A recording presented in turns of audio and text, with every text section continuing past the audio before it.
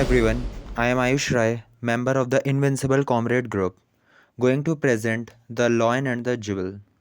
Wole Soyinka is a Nigerian playwright, novelist, poet, essayist in English language. He was awarded the 1986 Nobel Prize in Literature for In a Wide Cultural Perspective and with Poetic Overtones Fashioning the Drama of Existence. He was the first sub Saharan African to be honored in that category. The Lion and the Jewel play was first performed in 1959 in Abandon. In 1966, it was staged in London at the Royal Court Theatre. The transcript of the play was first published in 1962 by Oxford University Press. Soyinka emphasizes the theme of the corrupted African culture through the play, as well as how the youth should embrace the original African culture. The Lion and the Jewel is a masterpiece that successfully combines the concept of literature as a tool both for socio-cultural activism and shining spotlight on aesthetics. Stiddle, the Jewel, a superficial but beautiful young woman in the village of Illusion, she is converted by both Lacune and Baroka. Lacunle, a smart but arrogant 23-year-old schoolteacher who lambasts Illusion for its backwards views. Baroka, the lion, the witty and powerful Bale, that is the leader of the village. Baroka is always on the quest for more wives. Sadiku, the chief wife of Bale. Sadiku is elderly but a great source of comfort to Brooke. The stranger, a photographer who came to Illugione and took many photos of the village and its inhabitants. The wrestler, Baroka's wrestling companion who wrestles with him to make him stronger. The favorite, the Bale's current favorite wife who is tasked with plucking out his armpit hairs. The surveyor, a white man who is heading the building of a railway through the village. Baroka bribes him to abandon the project. Now we will go through the chapter in detail. The Lion and the Jewel is a three-act play written by Nigerian playwright Wole Soyinka. The play fuses modern and traditional elements of storytelling, including Yoruban song and dance, to convey a message both comical and serious. The play's characters are often touted as over the top in their behavior, lending a comical aspect to the dialogue and the characters' individual actions.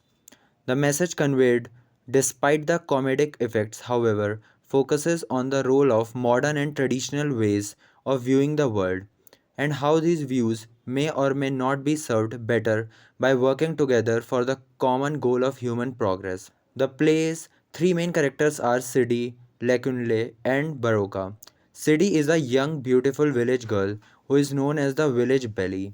She is the jewel referenced in the play's title. Sidi is pursued as a married prospect by the other two main characters, Lekunle and Baroka.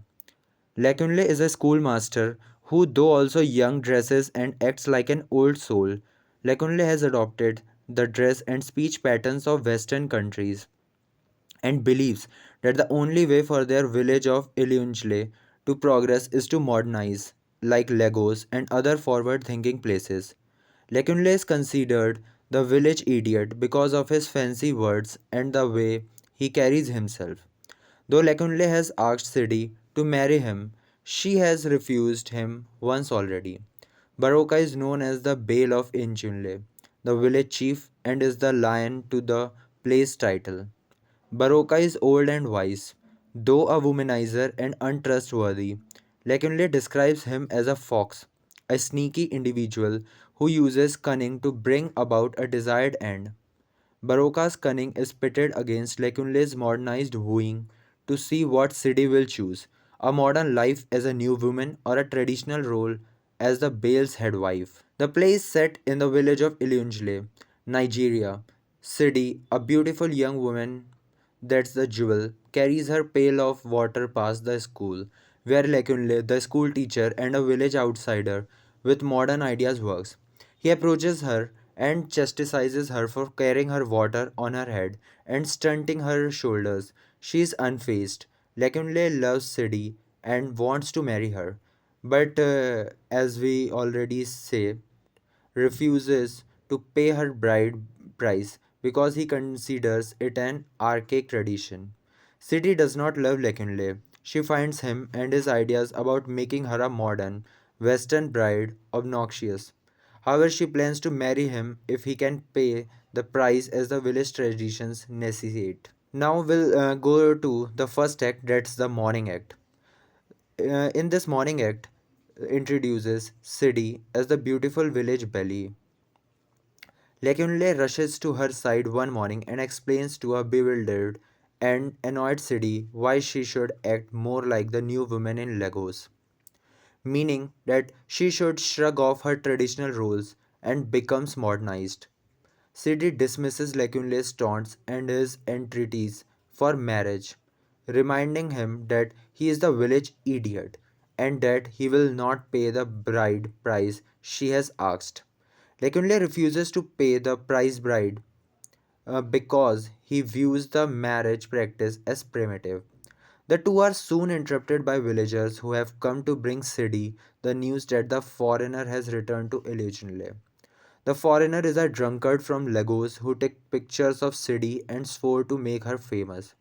He has returned with a magazine containing her pictures. The villagers reenact the foreigner's previous arrival with song and dance, and the Bale himself appears and takes part when the villagers rush off to find the foreigner. The Bale takes out the magazine of Sidi's pictures and comments that it has been a while since he has taken a wife. Now we'll go to the second act, that is the Noon Act. So Noon Act introduces Sadiku, the Bale's head wife. Sadiku tells Sidi that the Bale wants to marry her, that she should accept. Sidi dismisses the proposal as she does not want to become yet another wife to the Bale. She also makes fun of the Bale's age. Lekunle then warns Sidi of the Bale's trickery and cunning by relating a tale of how Baroka bribed railroad employees so that the railroad, the one thing that might have modernized Ilugile, would not ruin the Bale's traditional way of living. Sadiku later tells Baroka of Sidi's refusal and he informs Sadiku that he is impotent. The third and the final act, that is the night act, finds Sidi attempting to taunt the Bale for his impotence by visiting his house and engaging him in a game of wits through words. It turns out that the Bale is just as cunning as Sidi has been warned, and Sidi finds herself outmatched. The Bale offers Sidi a chance to show her beauty to even more people, something she cannot refuse. She realized he is old but wise, and the two make love. Sidi later discovers that the Bale has tricked her. He is not impotent after all. Despite this betrayal, Sidi decides to marry the Bale, not Lekunle, as the Bale is more experienced in life and love.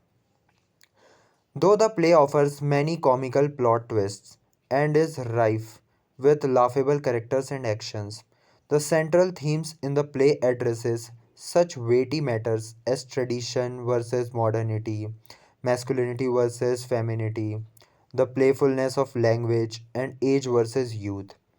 The villagers of Ilunjle must deal with modernization, which might mean losing their way of life and living without character.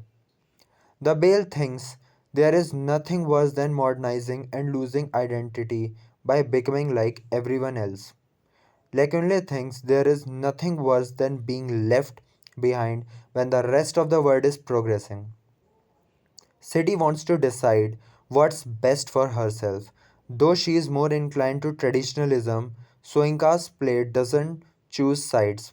But it does suggest that, despite there being clear sides, the best solution might be working together to bring about true progress and to enrich identity rather than attempting to erase it. As we are done with the act, now we will go to the plot analysis. First, we will see the theme of the male chauvinism. This is a belief in the innate superiority of men over women. The theme of male chauvinism is clearly portrayed in Soinka's The Lion and the Jewel. The men who fight for Sidi see her only as a beautiful prize to be won. Baroka and Lekunle value Sidi for no more than her beauty and her virginity. To both Baroka and Lekunle, Sidi is a jewel, a valuable object capable of teasing and annoying the men, but an object none other than less.